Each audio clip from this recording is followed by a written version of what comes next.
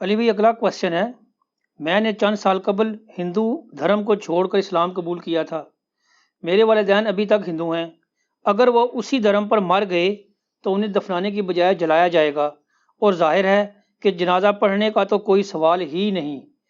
پوچھنا یہ ہے کہ کیا اللہ، کوئی مسلم بیٹا اپنے ہندو ماں باپ کی جلانے والی اس رسم میں شریک ہو سکتا ہے؟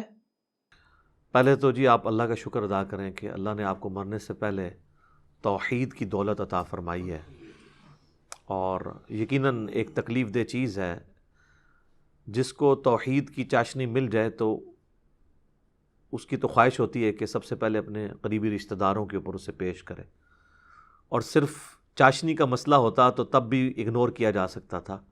اس کے ساتھ ہمیشہ کی کامیابیاں اور ناکامیاں جڑی ہوئی ہیں۔ اگر توحید کی صرف مٹھاس ہی ہوتی نا تو کوئی ایشو نہیں تھا، لیکن توحید کی اس مٹھاس سے روگردانی کرنے والے کے لیے ہمیشہ کی جہنم کا ہونا یہ بہت خطرناک معاملہ ہے۔ اللہم اجرنا من النار۔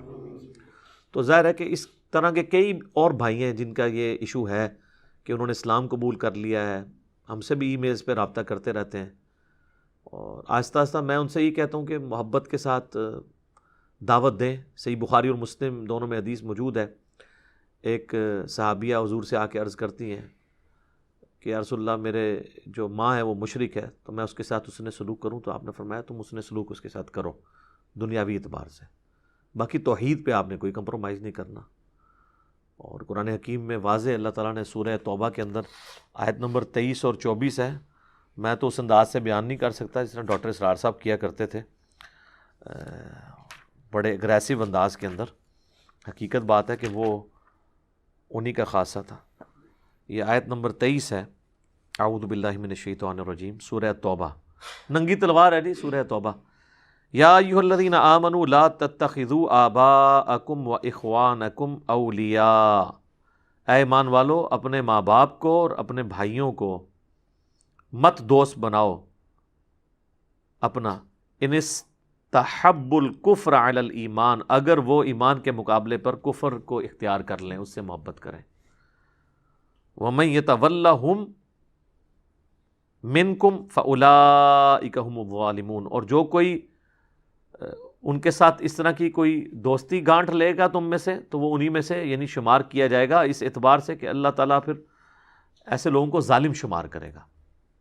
تو واضح فرما دیا کہ ماں باپ ہوں جو مرضی، اور اس سے جو اگلی آیت ہے نا وہ آیت ہے جو ڈاکٹر سرار صاحب بھی بیان کرتے تھے، سورہ توبہ کی 24 نمبر آیت، قُلْ إِنْ كَانَ آبَاؤُكُمْ وَأَبْنَاؤُكُمْ وَإِخْوَانُكُمْ وَأَزْوَاجُكُمْ وَعَشِيرَتُكُمْ وَأَمْوَالُ اقْتَرَفْتُمُوهَا وَتِجَارَةٌ تَخْشَوْنَ كَسَادَهَا وَمَسَاكِنُ تَرْضَوْنَهَا أَحَبَّ إِلَيْكُم مِّنَ اللَّهِ وَرَسُولِهِ وَجِهَادٍ فِي سَبِيلِهِ فَتَرَبَّصُوا حَتَّى يَأْتِيَ اللَّهُ بِأَمْرِهِ۔ اے نبی تم فرما دو کہ اگر تمہارے ماں باپ، تمہاری اولاد، تمہارے بھائی، تمہاری بیویاں، تمہارے رشتہ دار اور تمہارے وہ مال جو تم نے بڑی محنت سے کمائے ہیں، اور وہ تجارت جس کی مندی کا تمہیں خدشہ لگا رہتا ہے، اور وہ گھر جو تمہیں بڑے پسندیدہ ہیں، اگر یہ چیزیں اللہ اور اس کے رسول اور اس کی راہ میں جہاد کرنے سے بڑھ کر تمہیں محبوب ہیں تو پھر انتظار کرو۔ ڈاکٹر صاحب کہتے ہیں پھر دفع ہو جاؤ اور انتظار کرو۔ باقی وہ فتربصوا یہاں تک کہ اللہ اپنا حکم عذاب لے آئے۔ واللہ لا یہدی القوم الظالمین، اللہ تعالیٰ ظالم قوم کو کبھی ہدایت نہیں دیتا جو خود گمراہی کے اوپر تلی ہوئی ہو۔ یہ سورہ توبہ ہی سر اینڈ پہ جا کے نا اسی اسپیسیفک کوشچن کے حوالے سے ایک آیت آتی ہے، وہ بھی میں بیان کر دیتا ہوں آپ کو۔ المستدرک للحاکم میں حدیث ہے، مولا علی سے کسی نے پوچھا یہ سورہ توبہ سے پہلے بسم اللہ کیوں نہیں ہے؟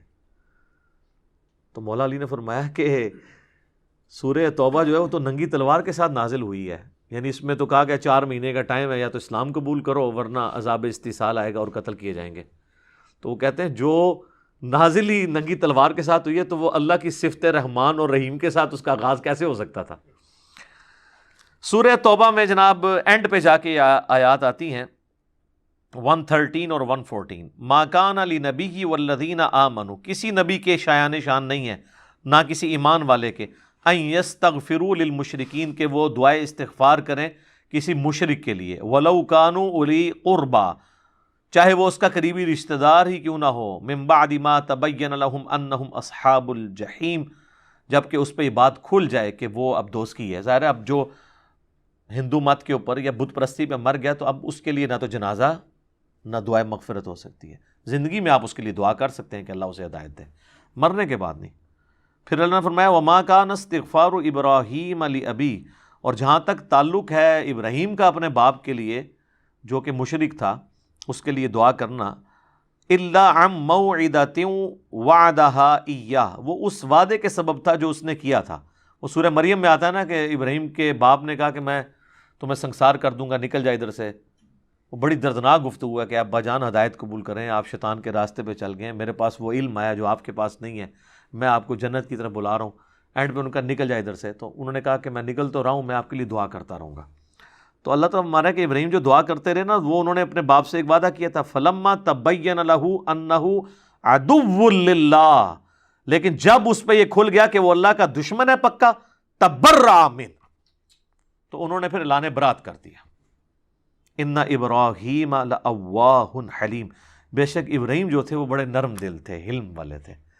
تو بہرحال اتنا نرم دل بھی ہو کے جب اللہ کا والا معاملہ آیا تو انہوں نے پھر دعا کرنا بھی بند کر دی۔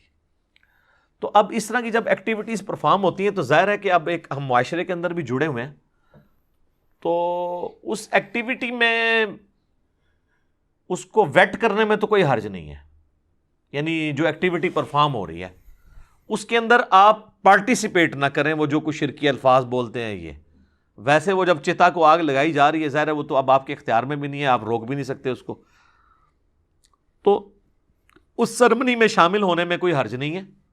بہرحال اس کے اندر جو کچھ وہ کر رہے ہیں بول رہے ہیں وہ آپ نہ کریں، آپ اس کو اسی طریقے سے ویٹ کریں جس طرح کسی جگہ پہ آگ لگی ہوئی ہے تو آپ کھڑے ہوئے، وہاں موجودگی آپ کی اس لیے بھی ضروری ہے اس اعتبار سے کہ وہ پھر آپ سوشلی دعوت تو کبھی بھی پیش نہیں کر سکیں گے، باقی ان کی وہ جو رسومات ہیں اس کا آپ حصہ نہ بنے کہ بھی وہ بیٹا جا کے تو جناب جا کے چتا کو آگ لگائے گا، آپ نہ لگائیں، کیونکہ اسلام میں تو آپ اس طرح لاش کو آگ نہیں لگا سکتے،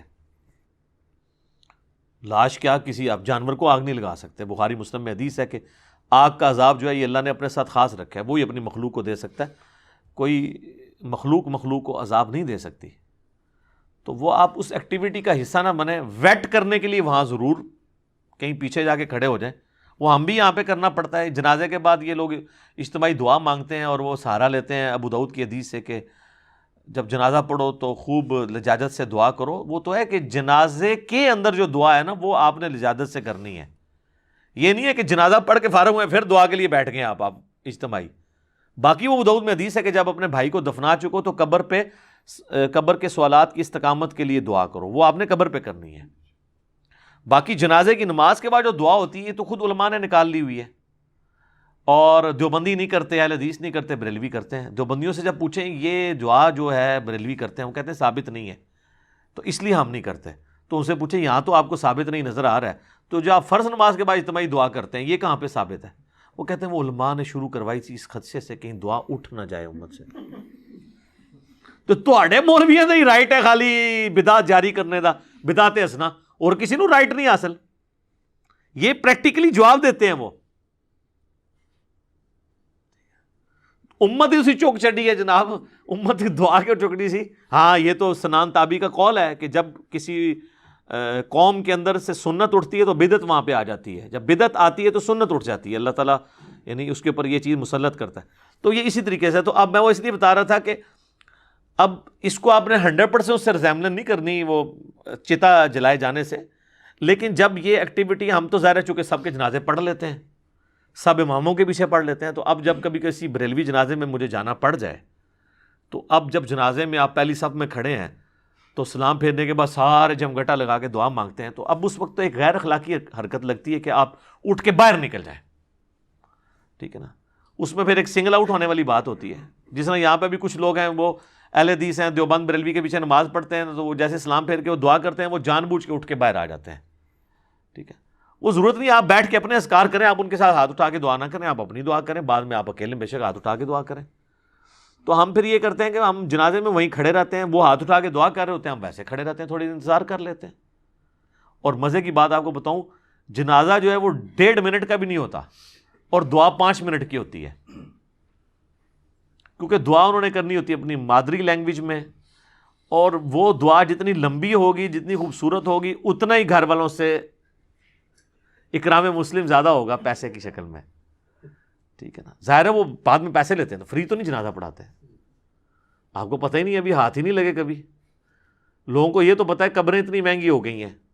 کسی نے آج تک یہ کہا کہ یار مولوی بھی مہنگے ہو گئے ہیں. مولویوں کا ریٹ بھی تو مہنگا ہوا ہے نا. 50 روپے میں کوئی جنازہ پڑھاتا ہے؟ آپ چیک کر لیں، لانے سے پہلے مولوی کہتے ہیں 50 روپے دوں گا جنازہ پڑھانا ہے ایک. تو آپ دیکھیں آپ کے ساتھ کیا کرتا ہے وہ. تو باقی یہ وہ دعائیں اس لیے لمبی چوڑی کروا رہے ہوتے ہیں تاکہ نا مطلب ان کو پتہ چلے کہ تقریباً بخشوا ہی لیا ہے جناب، بے فکر رہو. اتنی کر دیتی ہے کہ بس سمجھو کہ بخشے ہی گیا جائے. نہیں تو لوگ بھی بیوقوف ہے نا. اس طرح کرنے سے کوئی ہوتا ہے، اور اس کو کیا ہمدردی ہے کسی کی ماں کسی کے باپ کے ساتھ؟ ان کو تو ہمدردی ان پیسوں کے ساتھ ہے. اللہ معافی دے، میں تو یعنی بدگمانی نہیں کرتا، باقی میں اگر اس جگہ پہ ہوں تو میرا خیال ہے کہ یہ بیچارے تو جنازہ پڑھاتے ہوئے بھی اگر سوچ رہے ہوں گے کہ یار اس کے تو 3 بیٹے انگلینڈ سے آئے ہوئے ہیں، اور اس کی بیٹی فلاں جگہ سے آئی ہے، پتہ نہیں وہ پاؤنڈ دیتی ہے، یورو دیتی ہے یا ڈالر. بالکل صحیح بات ہے، صحیح نیشنل چیز ہے یار. آپ کسی بندے کو جنازے پہ لے جائیں کہ یہ بندہ مرا ہے جس کے یعنی سارے بچے باہر شفٹ ہیں، اور اسپیشل یعنی یہ جنازہ لیٹ کروایا ہے 1 دن یا چند گھنٹے، باہروں بندے آ رہے ہیں.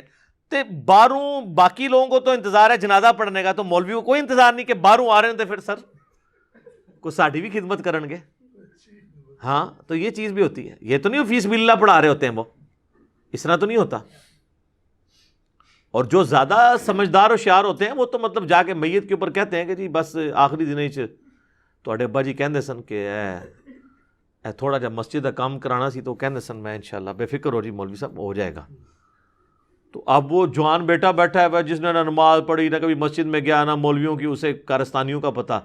اتنے لوگوں میں جب ایک مولوی بات کر دے گا، بے شک جھوٹی موٹی کرے توریہ کر کے، تو وہ تو مجبوراً کچھ جیب ڈھیلی کر کے اس کو دے گئی نا. تو یہ طریقہ واردات ہوتا ہے ان کا یہ کرنے کا، تو یہ کرتے ہیں. تو باقی وہ بات آئی کہ اگر اس طرح جیوز کرسچنز میں سے کوئی مسلمان ہوتا ہے اور ان کو کہیں اس طرح کی ایکٹیویٹیز میں حصہ لینا پڑتا ہے، تو بس وہ اس کا حصہ بن کے نہیں، صرف آبزرور کے طور پہ ضرور شامل ہوں.